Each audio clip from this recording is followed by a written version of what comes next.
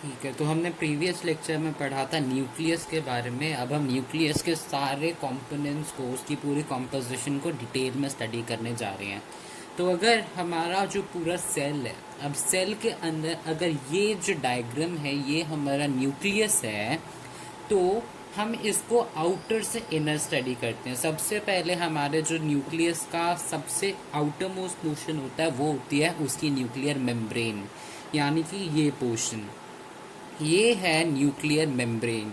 अब ये जो न्यूक्लियर मेम्ब्रेन है ये डबल मेम्ब्रेनस स्ट्रक्चर है। डबल मेम्ब्रेनस स्ट्रक्चर मतलब ये दो मेम्ब्रेन्स, दो लेयर से बनी है। आउटर मोस्ट लेयर जैसे कि ये है आउटर मोस्ट लेयर, और ये अंदर वाली ये है इनर मोस्ट लेयर। तो दो मेम्ब्रेन से बनी है, outer most membrane, inner most membrane. ये है हमारी, ये दोनों को मिला के बनती है हमारी न्यूक्लियर मेम्ब्रेन। अब ये दो मेम्ब्रेन्स क्यों बन जाती हैं? दो मेम्ब्रेन्स इसलिए बन जाती हैं क्योंकि ये दो मेम्ब्रेन्स फ्यूज हो गई हैं, आपस में मिल जाती हैं, जुड़ जाती हैं। कौन सी दो मेम्ब्रेन्स? पहली मेम्ब्रेन, जो पहली लेयर है वो है न्यूक्लियस की लेयर, जो कि न्यूक्लियर मटेरियल को, न्यूक्लियोप्लाज्म को, जिसको हम न्यूक्लियोसैप भी कहते हैं, न्यूक्लियर सैप, और जो न्यूक्लियर जेल होता है, न्यूक्लियोलस होता है, क्रोमैटिन मटेरियल होता है, उसे जो एनक्लोज करती है, उसको जो बाउंड्री देती है, वो न्यूक्लियर मेम्ब्रेन जो होती है वो इनर मोस्ट। और आउटर मोस्ट लेयर जो होती है, जो आउटर लेयर है, वो है एंडोप्लाज्मिक रेटिकुलम की लेयर, मेम्ब्रेन। तो एंडोप्लाज्मिक रेटिकुलम के मेम्ब्रेन और न्यूक्लियस की मेम्ब्रेन को आपस में फ्यूज करके ये दोनों मेम्ब्रेन्स एक न्यूक्लियर मेम्ब्रेन बनाती हैं, जो कि डाई मेम्ब्रेनस स्ट्रक्चर है, यानी कि आउटर मेम्ब्रेन और इनर मेम्ब्रेन, दो मेम्ब्रेन्स होती हैं इसमें। अब इन मेम्ब्रेन्स के बीच में होता है एक स्पेस, और ये स्पेस हमें दिख रहा है ब्लू कलर में इस डायग्राम में। तो इस ब्लू कलर के स्पेस को हम कहते हैं, इस ब्लू कलर के स्पेस को हम कहते हैं perinuclear space, perinuclear space. ठीक है।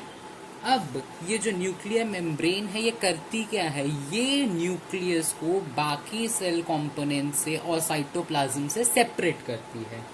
पूरा सेल है, सेल में हमें पता कैसे चलेगा कि ये ही जो ऑर्गन है, यही जो ऑर्गेनेल है सेल का, यही न्यूक्लियस है? तो एक डिस्टिंक्शन मेम्ब्रेन है, ये जो न्यूक्लियर मेम्ब्रेन है ये न्यूक्लियस को बाकी सेल के ऑर्गेनेल से डिफरेंशिएट करने में हेल्प करती है। ऑल्सो ये न्यूक्लियर मेम्ब्रेन के बीच में ये छोटे छोटे पोर्स होते हैं, ये जो आपको पोर्स दिख रहे हैं ना, पोर 1 2 3 4 5 6, छोटे छोटे पोर्स होते हैं बीच में इस न्यूक्लियर मेम्ब्रेन के। ये पोर्स क्या हेल्प करते हैं? ये जो न्यूक्लियर मेम्ब्रेन है ना, ये हमारी सेल मेम्ब्रेन की तरह ही है। सेल मेम्ब्रेन के बारे में हम जानते हैं कि सेल मेम्ब्रेन क्या होती है। सेल मेम्ब्रेन सेमी परमिएबल होती है, मतलब पोरस होती है, उसमें पोर्स प्रेजेंट होते हैं जिसकी मदद से हम जो हमारे सेल के मटेरियल्स हैं, मटेरियल्स क्या क्या, प्रोटीन्स, आरएनए, डीएनए और तरह तरह के एंजाइम्स जो हमारी बॉडी में होते हैं, जो सेल में होती हैं, वो न्यूक्लियस के अंदर और बाहर ट्रांसपोर्ट कर सके। इसलिए ये न्यूक्लियर पोर्स होते हैं, ताकि न्यूक्लियस के अंदर इंपॉर्टेंट मटेरियल जा सके, ताकि बॉडी में जो न्यूक्लियर मेटाबॉलिक एक्टिविटीज़ होती हैं वो काम करती रहें, वो रुके नहीं। न्यूक्लियस के अंदर जो केमिकल रिएक्शंस होती हैं, जो बॉडी में मेटाबॉलिज्म करती हैं, वो चलती रहें। स्पेशली इनका जो मेन जो मटेरियल अंदर और बाहर जाता रहता है, जो ट्रांसपोर्ट होता है न्यूक्लियर पोर्स से, वो है प्रोटीन्स और आरएनए, यानी कि राइबोस न्यूक्लिक एसिड्स और लिपिड्स। अब ये जाते कैसे अंदर? ये जो ट्रांसपोर्टेशन मटेरियल्स की हम बात कर रही हैं, ये न्यूक्लियस के अंदर न्यूक्लियर पोर्स की हेल्प से जाते कैसे हैं? तो हमने चैप्टर के स्टार्टिंग में पढ़ा था डिफ्यूजन। जब इन मटेरियल्स, इन सब्सटेंसेस की कॉन्सेंट्रेशन न्यूक्लियस के बाहर ज़्यादा हो जाती है और न्यूक्लियस के अंदर कम हो जाती है, तो वो डिफ्यूजन से, हायर कॉन्सेंट्रेशन से न्यूक्लियस के अंदर लोअर कॉन्सेंट्रेशन की तरफ मूव करते हैं डिफ्यूजन की हेल्प से। और ऐसे ही ट्रांसपोर्टेशन न्यूक्लियस के बाहर और अंदर होता रहता है न्यूक्लियर पोर्स से। उसके बाद आता है हमारे न्यूक्लियस का अंदर का पोर्शन, ये मैट्रिक्स है, ये जो जेली लाइक जेल है जो येलो कलर में फिल्ड है न्यूक्लियस के डायग्राम में यहाँ पे, ये जो पूरा जेल है जिसमें हमारे छोटा सा न्यूक्लियोलस और पूरा ये रेड कलर का एंटवाइंड जेनेटिक मटेरियल फिल्ड है, ये जो जेल है, ये जो मैट्रिक्स है, इसे कहते हैं न्यूक्लियर सैप या न्यूक्लियोप्लाज्म। ठीक है, अब इसका फंक्शन यही है कि इसमें एम्बेडेड होते हैं हमारा और इम्पॉर्टेंट पार्ट्स न्यूक्लियस के, जो कि न्यूक्लियोलस है और हमारा जेनेटिक मटेरियल है। अब बात करते हैं जेनेटिक मटेरियल की। ये जो रेड कलर का पोर्शन है ये हमारा जेनेटिक मटेरियल है, और ये इतना एंटैंगल्ड होता है। एंटैंगल्ड का मतलब बहुत ही ज़्यादा बहुत ज़्यादा उलझा हुआ होता है। ये थ्रेड लाइक स्ट्रक्चर्स होते हैं। ये जो पूरा जेनेटिक मटेरियल है हमारा रेड कलर का, इसे हम एज इट इज़ कहते हैं क्रोमैटिन। अब ये जो क्रोमेटिन है, ये थ्रेड लाइक स्ट्रक्चर्स जो हैं, ये एक एंटैंगल्ड मास ऑफ थ्रेड्स है। यानी कि एंटैंगल्ड मास मतलब बहुत ज़्यादा उलझा हुआ होता है ये न्यूक्लियस में, और ये पूरे न्यूक्लियस में फैले होते हैं। अब जब सेल डिवाइड करता है तब ये जो क्रोमेटिन मटेरियल है ये खुलता है। अब क्रोमेटिन मटेरियल क्यों प्रेजेंट है, इसे हम जेनेटिक मटेरियल क्यों बोल रहे हैं? क्योंकि इसमें हमारी हेरिडिटरी इन्फॉर्मेशन होती है। हेरिडिटरी इन्फॉर्मेशन मतलब वो सारे कैरेक्टर्स जो हमें बर्थ के टाइम हमें हमारे पेरेंट्स से मिलते हैं अपनी पूरी लाइफ के लिए, उन सब कैरेक्टर्स को कहते हैं हेरिडिटरी कैरेक्टर्स। अब ये जो है जेनेटिक मटेरियल क्रोमैटिन, इसमें ये जब सेल डिवाइड होता है, सेल डिवीजन के बाद ये क्रोमैटिन जो है ये छोटे छोटे थ्रेड लाइक स्ट्रक्चर्स में डिवाइड हो जाते हैं। मतलब ये जो ऐसे फैला हुआ है पहले क्रोमैटिन, वो सेल डिवीजन के बाद ऐसे हो जाता है, छोटे छोटे थ्रेड लाइक स्ट्रक्चर्स में डिवाइड हो जाता है। इनको हम कहते हैं क्रोमोसोम्स। अब ये क्रोमोसोम्स का क्या काम है? क्रोमोसोम्स के अंदर ये जो क्रोमोसोम्स होते हैं ये बेसिकली दो चीज़ों से बनते हैं। They are composed of DNA यानी कि डीऑक्सीराइबोज न्यूक्लिक एसिड और कुछ प्रोटीन्स। इन प्रोटीन्स को हम बेसिकली कहते हैं हिस्टोन प्रोटीन्स। ठीक है, डीएनए और प्रोटीन्स जिन्हें हम बेसिकली कहते हैं हिस्टोन प्रोटीन्स, इनकी हेल्प से ये इन्हीं दोनों कंपोनेंट से ये क्रोमोसोम्स बने होते हैं। अब डीएनए जो होता है वो होता है हमारा ऐसा, ये डबल जिसे कहते हैं थ्रेड लाइक स्ट्रक्चर होता है डीएनए भी हमारा, और इसमें दो स्ट्रैंड्स होते हैं, पहला स्ट्रैंड दूसरा स्ट्रैंड। ठीक है, अब ये जो स्ट्रैंड्स होते हैं ये एक प्रोटीन के साथ उसके चारों तरफ उलझे हुए होते हैं, और उस प्रोटीन को हम कह रहे हैं हिस्टोन प्रोटीन। ठीक है, अब ये जो हमारा डीएनए है ये डीएनए में, ठीक है, अब ये जो हमारा डीएनए है ये डीएनए में दो स्ट्रैंड्स होते हैं, यानी कि दो थ्रेड्स होते हैं, और इन थ्रेड्स में होते हैं जीन्स। ये डीएनए के स्ट्रैंड्स पे होते हैं जीन्स। जीन्स के बारे में हमने क्लास 8 में भी पढ़ा था। ये जीन्स होते हैं हमारे यूनिट ऑफ इनहेरिटेंस।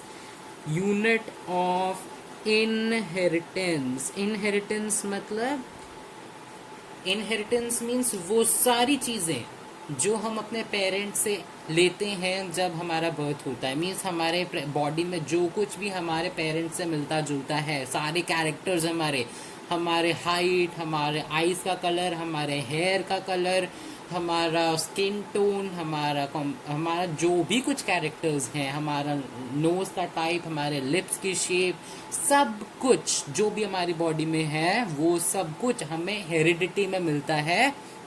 यानी हम वो रिजेंबल करते हैं या तो हमारे मम्मा से या हमारे फादर से। तो इन दोनों से ही, हमारे पेरेंट्स से ही हमें ये जेनेटिक मटेरियल मिलता है। और जेनेटिक मटेरियल कैसे मिलता है? जेनेटिक मटेरियल यानी कि क्रोमैटिन, जब सेल डिवाइड करता है तब क्रोमैटिन क्रोमोसोम्स में कन्वर्ट हो जाता है। क्रोमोसोम्स किसके बने होते हैं? डीएनए के और प्रोटीन्स के। और डीएनए में ये जो 2 स्ट्रैंड्स हैं डीएनए के, इनमें हर जगह ये जो डीएनए है ये बनता किस चीज से है? जीन से। ये जो सारे छोटे छोटे सेगमेंट्स हैं, जैसे कि एक बड़ा सा डीएनए है, ठीक है, डीएनए हमेशा 2 स्ट्रैंड्स का होता है, तो हर एक पोर्शन यानी कि इतना पोर्शन या फिर इतना पोर्शन, पूरा डीएनए जो है ये कुछ सिमिलर सेगमेंट से बना होता है। ये जो डीएनए के सेगमेंट्स हैं, ठीक है, ये जो डीएनए के सेगमेंट्स हैं, यानी कि पूरा डीएनए सेगमेंट से बना है, यानी कि कुछ कुछ पार्ट्स डीएनए के, पूरा डीएनए इन सेगमेंट से जो बनता है, जिन सेगमेंट से बनता है, उन सेगमेंट्स को हम कहते हैं जीन्स। तो genes are segments of DNA, segments और you can say parts of DNA, जो यूनिट ऑफ इनहेरिटेंस है, यानी कि जिनकी हेल्प से हमें हमारी हेरिडिटी मिलती है, हमें हमारे पेरेंट्स के रिजेम्बलेंस में कैरेक्टर्स मिलते हैं, यानी कि, और ये जीन्स डिफरेंट टाइप के होते हैं, यानी कि फॉर एग्जांपल ये हमारा डीएनए, ये जीन जो है, ये इसका जो डीएनए का पार्ट है, ये जीन होगा हमारी हाइट के लिए, ठीक है, ये जीन में भी होगा हमारे स्किन टोन के लिए, हम गोरे हैं, सांवले हैं, कैसे हैं, ये होगा हमारे हेयर कलर के लिए, हमारे बालों का कलर कैसा है, हमारे बालों का कलर ब्लैक है, ब्राउन है, थोड़ा सा रेड है, गोल्डन है, कैसा है। और ये होगा हमारी फॉर एग्जांपल हमारी आईज के कलर के लिए, हमारी आईज का कलर कैसा है, ब्लैक है, ब्राउन है, ब्लू है, ग्रीन, बेंटन जैसा है, जो भी है, एलियन जैसा रेड है, कैसा भी है। तो ये जो डीएनए है, ये डीएनए ही बनता जीन से है। डीएनए के छोटे छोटे पोर्शंस को हम जीन्स कहते हैं, और इन जीन्स में प्रेजेंट होती है ये हमारी हेरिडिटरी इंफॉर्मेशन, जो हमें हमारे पेरेंट्स से मिलती है कि हमारी बॉडी कैसे होने वाली है, हमारे बॉडी के डिफरेंट स्ट्रक्चर्स और कैरेक्टर्स कैसे होने वाले हैं। तो वो सब, ये सब चीज़ें जो कोड करते हैं, ये डीएनए के छोटे छोटे पार्ट्स होते हैं, जिन्हें हम जीन्स कहते हैं। तो genes are the unit of inheritance which are present on the DNA, ये जो हमारा डीएनए है। और डीएनए क्या है? डीएनए, बहुत सारे डीएनए और हिस्टोन प्रोटीन्स आपस में मिलकर क्रोमोसोम्स बनाते हैं, यानी कि थ्रेड लाइक स्ट्रक्चर्स, जैसे ये क्रोमोसोम्स होते हैं। क्रोमोसोम्स में ये जो 2 आपको थ्रेड्स दिख रहे हैं अलग अलग, ये इन्हें कहते हैं क्रोमेटिड, ठीक है। हर एक थ्रेड को हम कहते हैं क्रोमेटिड, क्रोमेटिड, ठीक है। ये भी एक क्रोमेटिड है, ये भी एक क्रोमेटिड है, ठीक है। और ये जो बीच में जिस चीज से, जिस एक पोर्शन पे ये कनेक्टेड है दोनों क्रोमेटिड, इस पोर्शन को हम कहते हैं सेंट्रोमियर, सेंट्रोमियर, ठीक है। तो अब हमें पता चल गया कि हमारी न्यूक्लियस में जेनेटिक मटेरियल, यानी कि जो हमारा क्रोमेटिन है, इसका क्या काम है, ठीक है। क्रोमेटिन जब हमारा सेल डिवाइड करता है तब क्रोमोसोम्स में कन्वर्ट हो जाता है, क्रोमोसोम्स की शेप ले लेता है, छोटे छोटे, इतना बड़ा मास जो है ये एंटेंगल्ड थ्रेड्स का, ये छोटे छोटे थ्रेड लाइक स्ट्रक्चर्स में डिवाइड हो जाता है, ठीक है। अब ये थ्रेड लाइक स्ट्रक्चर्स डीएनए के बने हैं और प्रोटीन्स के बने हैं। डीएनए किसका बना है? जीन्स का। तो बेसिकली जो बेसिक यूनिट ऑफ इनहेरिटेंस हो गई वो क्या है? हमारी जीन्स, ओके, ठीक है। तो अब हमने जेनेटिक मटेरियल यानी कि हमारे क्रोमैटिन के बारे में पढ़ लिया, हमने पढ़ लिया न्यूक्लियर मेम्ब्रेन के बारे में, हमने पढ़ लिया न्यूक्लियर सैक यानी कि न्यूक्लियोप्लाज्म के बारे में। अब हमारा बचता है एक न्यूक्लियस का पार्ट, जिसे हम कहते हैं न्यूक्लियोलस, न्यूक्लियोलस। तो अब हम न्यूक्लियोलस की बात कर रहे थे। ये जो हमारा छोटा सा पिंक कलर का ऑर्गन है न्यूक्लियस के अंदर, तो न्यूक्लियोलस का कुछ ज़्यादा फंक्शन अभी होता नहीं है। न्यूक्लियोलस के बारे में बस हम यही कह सकते हैं कि ये जो एक छोटा सा पोर्शन अपने न्यूक्लियस में प्रेजेंट है, ये स्फेरिकल होता है, ओवल शेप का या स्फीयर का शेप का होता है, और इसमें बहुत सारे प्रोटीन्स या छोटे छोटे अमाउंट में आरएनए यानी कि राइबोज न्यूक्लिक एसिड और डीएनए यानी कि deoxyribose nucleic acid present होते हैं, और सबसे इंपॉर्टेंट चीज है, nucleolus are the ribosome factories of the cell. Ribosome factories of the cell, क्यों? क्योंकि न्यूक्लियोलस में राइबोसोम्स फॉर्म्ड होते हैं। ठीक है, अब ये जो राइबोसोम्स होते हैं ये क्या होते हैं? राइबोसोम्स, ये जो छोटे छोटे हमें यहाँ पे पिंक कलर के डॉट्स दिख रहे हैं ना हमारी न्यूक्लियर मेम्ब्रेन पे, ये है हमारे राइबोसोम्स। ये हमारे एंडोप्लाज्मिक रेटिकुलम पे प्रेजेंट होते हैं। ये हमारे न्यूक्लियोलस में फॉर्म होते हैं, जनरेट होते हैं, प्रोड्यूस होते हैं। ठीक है, फिर न्यूक्लियोलस में जो फॉर्म होके ये न्यूक्लियर पोर के थ्रू हमारे एंडोप्लाज्मिक रेटिकुलम की वॉल्स पे आके डिपॉजिट हो जाती हैं। यहाँ पे ये प्रोटीन सिंथेसिस करते हैं। और प्रोटीन सिंथेसिस क्यों इंपॉर्टेंट है? हमने पढ़ा था सेल जो मेम्ब्रेन है हमारी वो प्रोटीन्स और लिपिड्स की बनी है। ठीक है, और सारे सेल्स की हमारे बॉडी में कितने सारे मिलियंस ट्रिलियंस ऑफ सेल्स हैं, सबका सेल वॉल होती है, सॉरी सेल मेम्ब्रेन होती है। सेल मेम्ब्रेन प्रोटीन की बनती है, लिपिड की बनती है। तो प्रोटीन बहुत इंपॉर्टेंट है हमारी बॉडी के लिए। प्रोटीन बनाने के लिए क्या इंपॉर्टेंट है? राइबोसोम। और राइबोसोम बनाने के लिए क्या इंपॉर्टेंट है? न्यूक्लियोलस, जो कि प्रेजेंट है न्यूक्लियस में।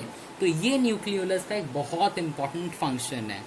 ठीक है, अब हम अगर बात करें कि इस जेनेटिक मटेरियल का क्या काम है जो हमारे न्यूक्लियस में प्रेजेंट है। हमने बोला कि ठीक है, ये जेनेटिक इंफॉर्मेशन को सेल से सेल में ट्रांसफर करता है। फॉर एग्जाम्पल, हमारा ये है एक सेल, ठीक है, इसमें न्यूक्लियस है। ठीक है, न्यूक्लियस में यही सब कुछ है, जेनेटिक मटेरियल है, न्यूक्लियोलस है, न्यूक्लियर मेम्ब्रेन है, न्यूक्लियर सैप है, सब कुछ है।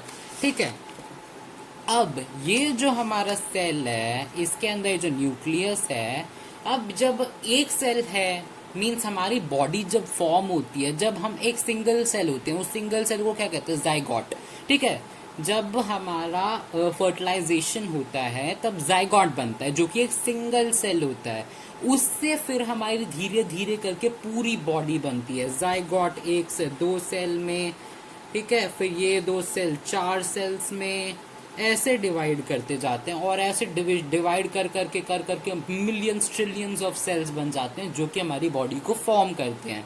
ठीक है, तो हर एक सेल से दूसरे सेल्स के, एक सेल से जब दूसरे सेल बनते हैं, यानी कि सेल डिवीजन होता है, तब हमारा जेनेटिक मटेरियल, जैसे मैंने पहले बताया था, वो जेनेटिक मटेरियल अनवाइंड हो जाता है, खुल जाता है। क्रोमेटिन मटेरियल खुल के क्रोमोसोम्स बनाता है। ठीक है, क्रोमोसोम्स फिर अपनी पूरी, क्योंकि क्रोमोसोम्स डीएनए से बनते हैं, डीएनए जीन से बनता है, जीन्स में हमारी सारी इन्फॉर्मेशन है, जीन जेनेटिक मटेरियल की हमारी सारी हेरिडिटरी इन्फॉर्मेशन है, इनहेरिटेंस इन्फॉर्मेशन है। तो इन अ सेंस एक सेल से जब सेल डिवाइड होता है, 2 सेल बनते हैं, तो न्यूक्लियस में क्योंकि जेनेटिक मटेरियल प्रेजेंट है, इसलिए ही, क्योंकि क्रोमोसोम्स बनते हैं, क्रोमोसोम्स दूसरे सेल्स में ट्रांसफर हो जाते हैं, फिर उन सेल से बाकी सेल्स में ट्रांसफर हो जाते हैं। तो क्रोमोसोम्स के साथ साथ हमारे जो थ्रेड लाइक स्ट्रक्चर्स ट्रांसफर होते हैं दूसरे सेल्स में, इन सेल्स के कारण जीन्स जो प्रेजेंट होते हैं हमारे डीएनए में, उनकी हेल्प से हमारी जेनेटिक इंफॉर्मेशन भी हर सेल में सेल डिवीजन के बाद ट्रांसफर होती रहती है। ठीक है, तो हमारी बॉडी के हर एक सेल में हमारी पूरी कंप्लीट जेनेटिक इंफॉर्मेशन प्रेजेंट होती है। हमारे हेयर का सेल हो, हमारे स्किन का सेल हो, हमारे नेल्स का सेल हो। इसलिए ही हम जैसे कि सीआईडी में दिखाते हैं कि एक बाल मिलने से ही, क्योंकि बाल में सेल्स होते हैं, एक बाल मिलने से ही आपका पूरा डीएनए हम कॉपी कर सकते हैं किसी भी इंसान का। एक नेल का टुकड़ा मिलने से ही या स्किन का टुकड़ा मिलने से ही हम एक इंसान का पूरा डीएनए को कॉपी कर सकते हैं। तो वो कैसे प्रेजेंट है? जीन्स की हेल्प से ये जीन्स प्रेजेंट है, इसलिए ही ये काम हो सकता है। यानी कि जीन्स एक सेल से दूसरे सेल में, दूसरे सेल से और सेल्स में, जैसे जैसे सेल्स डिवाइड करके और ऑर्गन्स बनाते जाते हैं, और हमारी बॉडी इंक्रीज करती है हाइट में, वेट में, तो सेल्स इंक्रीज करते हैं। तो जैसे जैसे सेल्स बार बार डिवाइड करके हमारी बॉडी को पूरा फॉर्म करते हैं, वैसे वैसे हर सेल में भी हमारी ये जेनेटिक इंफॉर्मेशन ट्रांसफर होती रहती है।